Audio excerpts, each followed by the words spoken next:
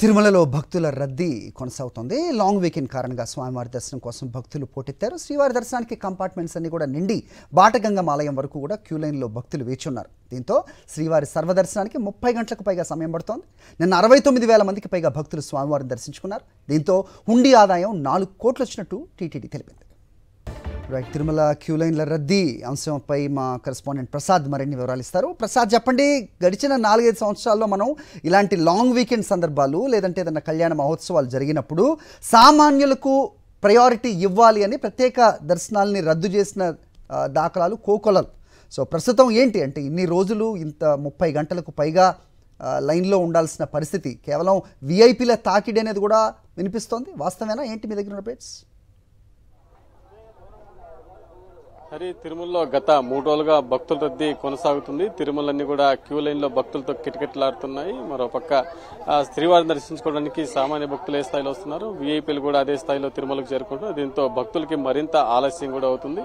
ప్రస్తుతం మనం queue line లో పడుతున్నాం. ఇక్కడ పరిస్థితి ఎలా ఉందో స్వయంగా పరిశీలించే ప్రయత్నం చేస్తాం. మనం చూడొచ్చు, ప్రస్తుతం వైకుంఠం క్యూ కాంప్లెక్స్ లోని ఉన్న కంపార్ట్మెంట్లన్నీ కూడా పూర్తిగా నిండిపోయిన తర్వాత నారాయణగిరి ఉద్యానంలో ఏర్పాటు చేసిన షెడ్లన్నీ కూడా పూర్తిగా నిండిపోయినాయి. అనంతరం దాదాపు 5 కిలోమీటర్ల పొడవున టీటీడీ తాత్కాలిక క్యూ లైన్లు కూడా ఏర్పాటు చేసింది. ఇవన్నీ కూడా భక్తులతో నిండిపోయింది. ప్రస్తుతం బాటగంగమ్మ ఆలయం వరకు కూడా భక్తులతో క్యూ లైన్ లో భక్తులతో నిండిపోయిన పరిస్థితి ఉంది. దాదాపు నిన్న సాయంత్రం 6 గంటలకి క్యూ లైన్ లోకి అనుమతి రద్దు చేశారు. ఈ రోజు ఉదయం నుంచి కూడా మళ్లీ క్యూ లైన్ లోకి భక్తుల్ని అనుమతిస్తున్నారు. ఉదయం 6 గంటలకు వచ్చిన భక్తులు ఇంకా క్యూ లైన్ లోనే దాదాపు ఇప్పటికి 9 గంటల పైన అవుతున్నా ఇంకా క్యూ లైన్ లోనే ఇప్పుడే జస్ట్ స్టార్ట్ అయింది. దాదాపు 4 గంటలు ఒకే ప్లేస్ లో నిలబడుకొని ఉన్నారు.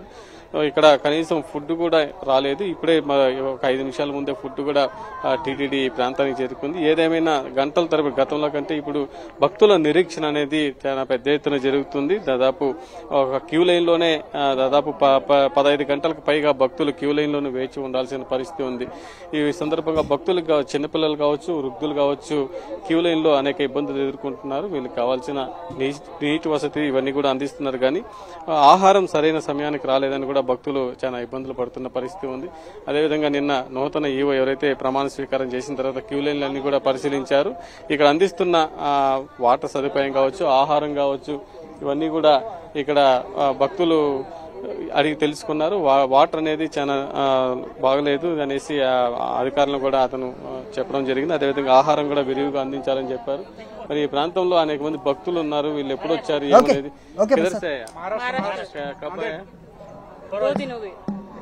చూస్తున్నాం. ఇక్కడ ఈ ప్రాంతంలో భక్తులందరూ కూడా గంటల తరబడి వేచి ఉన్నారు. ఏదేమైనా దాదాపు భక్తులకి 24 గంటల నుంచి 30 గంటల సర్వదర్శనానికి పడుతుంది. నిన్న 69,000 మంది పైగా భక్తులు సోమవారం దర్శించుకున్నారు.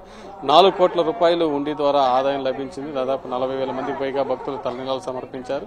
ఈ రద్దీ మరి 2 రోజులు కొనసాగే అవకాశం ఉంది. కాబట్టి భక్తులు మరింత టీటీడీ అధికారులు మరింత దృష్టి పెట్టి వాళ్ళకి అవసరమైన సదుపాయాలు కల్పించాలని కూడా భక్తులు కోరుతున్న పరిస్థితి ఉంది. ప్రసాద్, సాక్షి టీవీ.